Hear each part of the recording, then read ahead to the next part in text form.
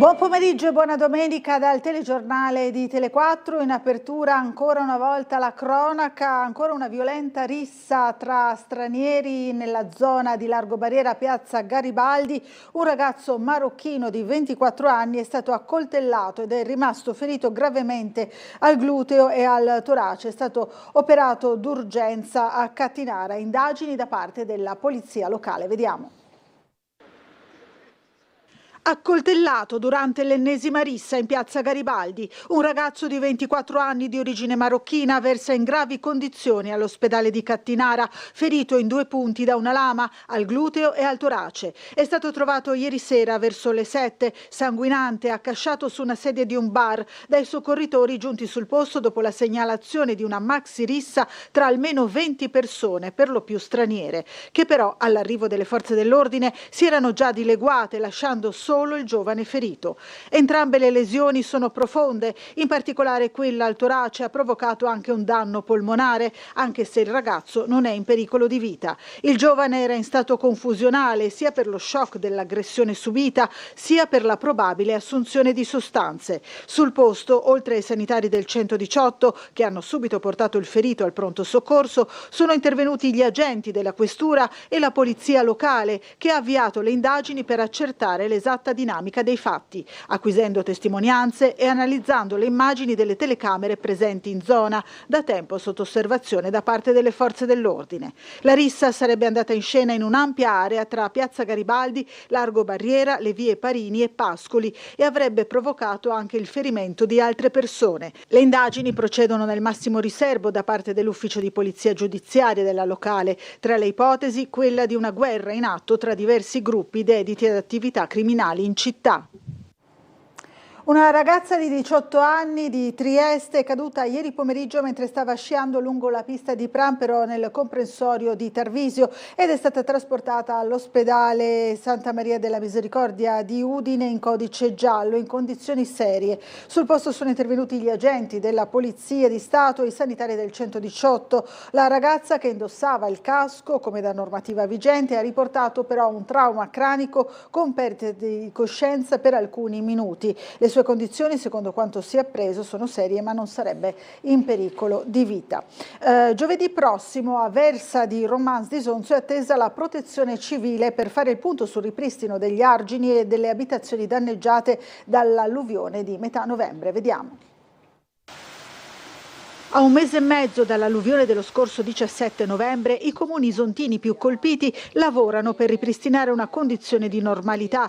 A Versa, frazione di Romans di Sonzo, finita letteralmente sott'acqua, la protezione civile farà il punto insieme all'amministrazione comunale giovedì 8 gennaio. Ad annunciarlo è il sindaco Michele Calligaris, che in attesa di fornire i numeri definitivi del catastrofico evento indica i 2 nodi più critici: l'abitabilità delle case e il potenziamento degli argini. Per riparare muri, controsoffitti e mobili è necessario che le abitazioni siano completamente asciutte e di certo il meteo invernale non aiuta. Al momento i residenti stanno usando deumidificatori, ma ci vorrà ancora tempo. Per evitare episodi simili in futuro, l'assessore regionale alla protezione civile indica la priorità dei lavori da svolgere nei prossimi mesi. Si versa a fenomeni diversi da Brazzano, versa il problema degli argini, bisogna ripristinare gli argini.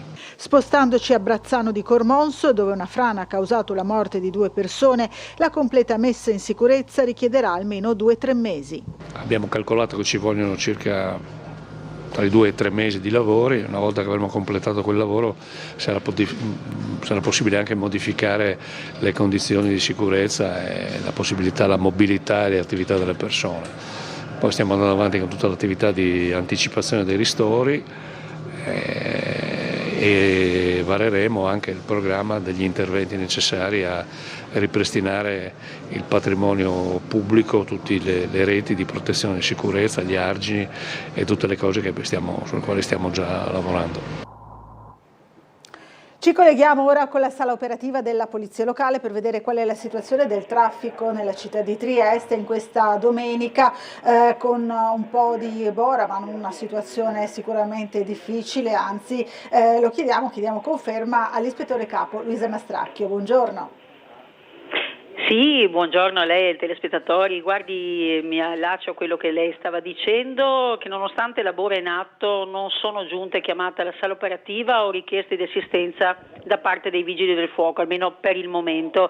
Abbiamo avuto in compenso qualche richiesta per passi carai e per atti vandalici su veicoli perpetrati probabilmente la notte scorsa nella zona di Via Canova. Via Canova.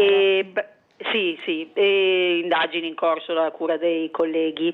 Per quanto riguarda la corsa della Bora, che è ancora in atto ma ormai nel tratto fuori comune, pertanto senza ausilio di nostro personale.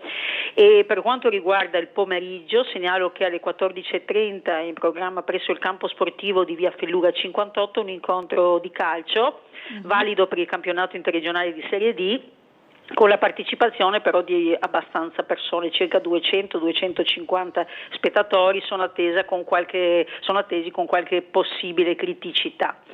E poi una nota per quanto riguarda il meteo, visto le previsioni non ottimali, previsioni meteo per i prossimi giorni, ricordo che in caso di neve e ghiaccio il Comune di Trieste attua appunto il piano neve con mezzi spargisale e spazzaneve, e in tal senso anche volevo sensibilizzare i cittadini in modo da gestire efficacemente le situazioni di neve o gelo che possono crearsi. Nello specifico è necessario appunto che anche il cittadino si occupi della rimozione di neve e ghiaccio dai propri passi carai, dai tratti di marciapiede prospicienti la propria abitazione. È consigliato comunque spargere sale grosso davanti alle case o attività commerciali per prevenire le formazioni di eventuale ghiaccio. Ecco, questa è una nota anche per i cittadini, chiaramente senza escludere l'intervento dei mezzi a Cegas per quanto riguarda la pulizia del manto stradale. E con tutto ciò avrei finito, saluterei lei e i telespettatori e restituirei la linea. Grazie, allora grazie, buon lavoro e buona giornata sia a lei che ai suoi colleghi. Grazie anche a voi, salve. Cambiamo argomento, ma restiamo in tema di tempo di Bora, perché è partita col bel tempo ma temperature fredde, così come da previsione, la corsa della Bora.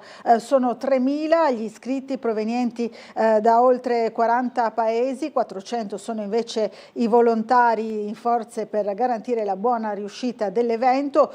Tutte le gare della corsa della Bora 2026 sono percorsi ad anello, dalla Anniversary Ultra, gara regina da 105 km che è partita, lo vedete in queste immagini, a mezzanotte, fino alle non competitive Borin da 4 km e Family Hike and Trail da 14 km, partite questa mattina entrambe alle 9:45 a Porto Piccolo, dove è stato allestito il Bora Village. Quest'anno non è mancato, dopo la pausa della 10ª edizione, anche lo sconfinamento in Slovenia con la Transkarst Ultra 57 km. Le premiazioni, in attesa di sapere tutti i risultati, si terranno fra poco nella sala Panorama di Porto Piccolo a partire dalle 14 nel corso di una diretta, fra l'altro multilingue, che sarà trasmessa sui canali social dell'evento. L'assessorato alla cultura del Comune di Trieste è già al lavoro per preparare la prossima edizione di Trieste Estate, ma quest'anno la rassegna di San Giusto sarebbe a rischio. Ne ha parlato con noi l'assessore Rossi, vediamo. Trieste Estate la mettiamo già in cantiere in gennaio. Trieste Estate però quest'anno ha un problema che sono i limiti di disponibilità economica, gli uffici lo sanno, l'assessore, il collega mio al bilancio lo sa. Non abbiamo le disponibilità finanziarie iniziali che avevamo l'altro anno. Si era chiusa con numeri da record l'edizione 2025 di Trieste Estate, con oltre 440 eventi che avevano portato quasi 175.000 presenze complessive in città. Il Comune è già al lavoro per preparare la prossima rassegna estiva, ma si trova ad affrontare problemi di bilancio che, nelle parole dell'assessore alla cultura Giorgio Rossi, potrebbero portare riduzioni o tagli dolorosi. Vedremo come ci riusciamo in qualche modo ad assestare, e anche con l'aiuto della tassa di soggiorno, e in itinere una verifica, perché Trieste Estate certamente si farà, ripeteremo soprattutto in Piazza Verdi, in Piazza dell'Unità, nei varie periferie. Il programma del 2025 è stato molto consistente. Abbiamo un punto interrogativo sul Castello di San Giusto. Il Castello di San Giusto L'altro anno abbiamo fatto dei concerti, degli eventi importanti anche attraverso il Teatro Verdi, ma l'attività del Castello San Giusto pesa soprattutto per quello che è l'organizzazione degli eventi, perché voi sentite delle cifre che sono cifre consistenti, ma ricordatevi che il 60-70% delle cifre non sono poi il costo degli attori, dei protagonisti, ma sono il costo delle infrastrutture, quindi il palco, gli impianti di illuminazione, gli impianti fonici e soprattutto la sorveglianza. Oggi su questo la spesa, in certi casi, in termini di costi e benefici, va valutata. Ecco perché il Castello di San Giusto, che ad esempio non tiene 10.000 persone, no? Tiene 2.000 persone, ancorché c'è uno sbigliettamento, che è l'unico che sbigliettiamo perché tra estate il resto è gratuito, no? Pesa. Vedremo quali sono le nostre disponibilità e poi sceglieremo. Di questo ho già mandato degli avvisi ai naviganti, perché poi le scelte, ragazzi miei, si condividono. No? Io coi cerini in mano non intendo scenteggiare. Focus, storia, retroscena e segreti di un talk show di successo. È il titolo del libro del direttore delle reti Media Nord-Est Luigi Baccialli, che verrà presentato alla libreria Lovat di Trieste giovedì 8 gennaio alle 18, con la presenza di Ferdinando Avarino e Silvano Piazza. I vostri presepi e alberi di Natale in TV al termine dei nostri telegiornali, segnate i contatti che vedrete in sovraimpressione per spedire alla nostra redazione le immagini di presepi e alberi di Natale, video di almeno 30 secondi in orizzontale all'indirizzo commerciale.fvg@medianordest.it, specificando il mittente e l'autore o chiamando allo 040 300 500 per prendere un appuntamento e per vedere poi i video dei vostri presepi e alberi di Natale, ancora qualche giorno di tempo. Allora vi lascio proprio al presepe del giorno. Da parte mia grazie per averci seguito e ci rivediamo alle 19:30. Buon pomeriggio.